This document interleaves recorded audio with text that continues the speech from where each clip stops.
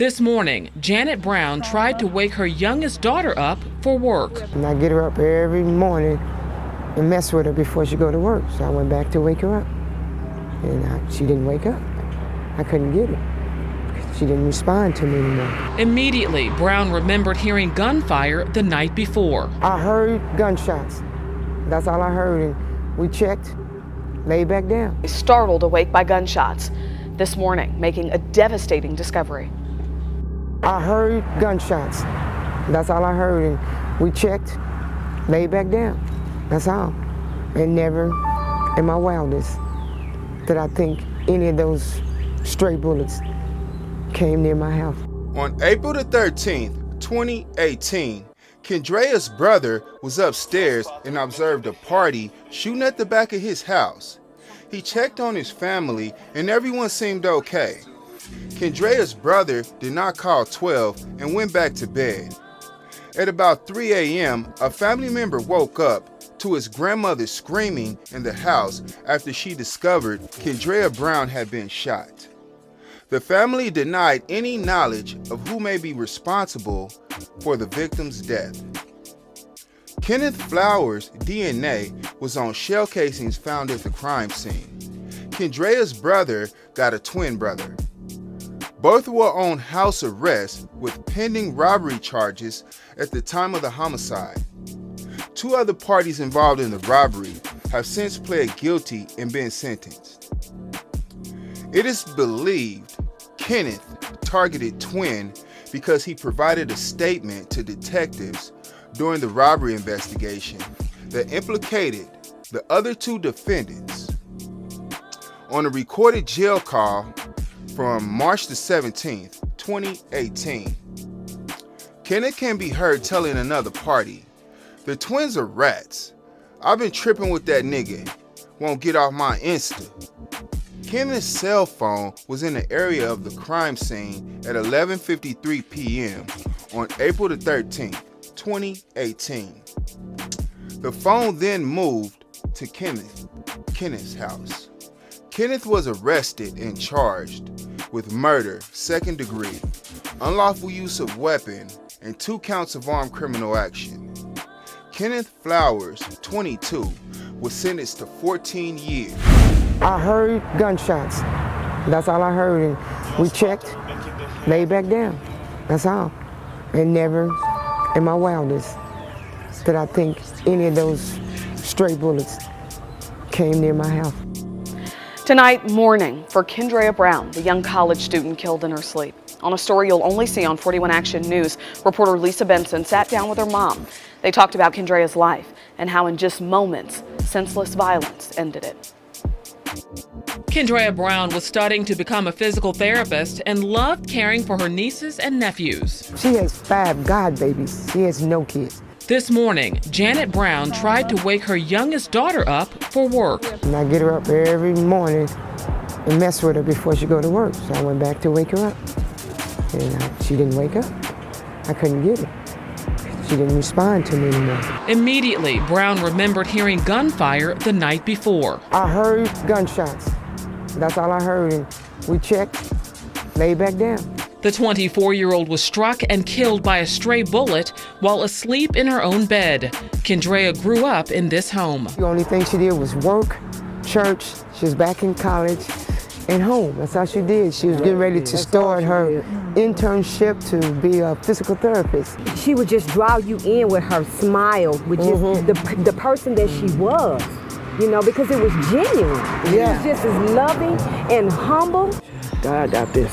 The family desperately wants police to find the person responsible, not only for Kendrea, but for the countless others who are and will become victims of gun violence. If we can get to our young people, our young folks, and just put down the guns and stop the killing, this will be a better place to live. But then just stop the killing. That's the time we're living in. Yeah. That's all you hear is somebody innocent losing their life. For what? Kendrea never bothered anyone. So you didn't get a police report. Okay. Somebody comes by, shoots up your family's house, and then you don't make a police report. You just lay back down and go to bed? just another normal day? That doesn't make any sense, okay? You should have at least did like a police report, okay? So it could have been some type of a, report that, backs up the incident, because they just came by blicking at your house, all right?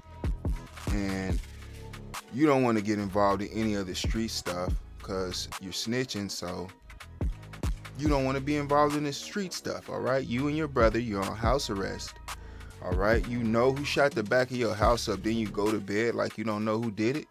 You know who did it, all right? So, but it looks like you did get around to snitching on Kenneth, all right? So, it is what it is.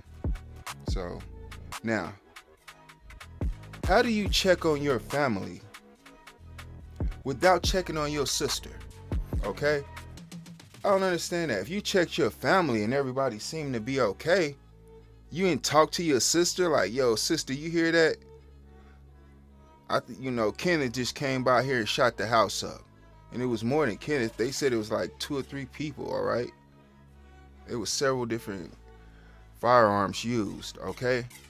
So gang came and shot your house up. And you didn't even talk to your sister about it?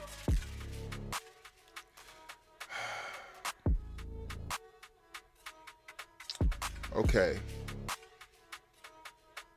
When they was blicking at the back of your house, you didn't think to grab your blick, or you didn't have a blick, or ask grandma to grab her blick, somebody.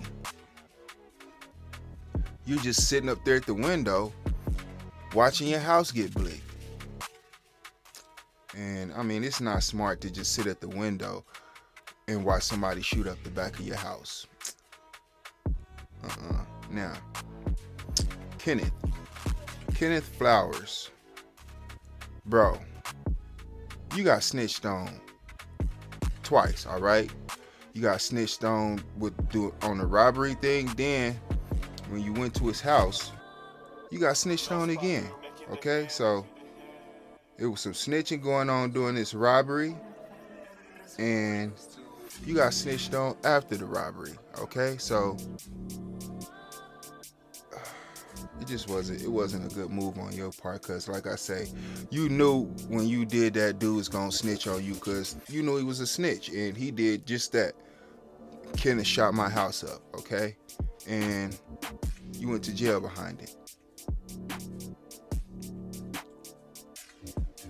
Okay, now you in jail on the phone, having a jail phone conversation, and you're telling the other person on the phone, the twin snitched on me, or the twin snitching. That's dry snitching right there. Just talking about the twins, and then you doing 12 hours, you talking about you don't know the twins. It just doesn't make any sense. Any type of talk like that over a jail phone, you might as well just call 12 in there and tell them whatever you telling them yourself, whatever you want to be a part of the case, okay? Now, your cell phone, you took it with you to go shoot up the back of his house.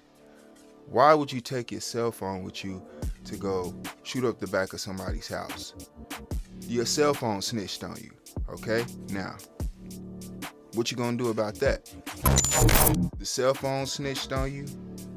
The shells you left at the crime scene with your DNA snitched on you. So that was kind of self-snitching, because you left your DNA on the shells. You didn't have any gloves on with your ammo, so DNA was found. And the twins family, several witnesses said you shot up the back of their house, bro. So, and then on top of that, you get 14 years, all right? So I don't know what's up with that, if he had a good lawyer, or maybe the twins wasn't cooperating and coming to court, something like that. I don't know, but this dude got 14 years for shooting up the back of this house and killing this lady. She was just an innocent lady, and he's gonna be back out here, okay? And he should be back out here in a few years, all right? So it's messed up this happened, and that's why I say you gotta be careful, because all the time when somebody's in the wrong and they do something wrong, they don't get a whole bunch of time. 14 years, he may not even have to serve that whole 14. He may serve 12 and some change and be back out here in a few years, okay?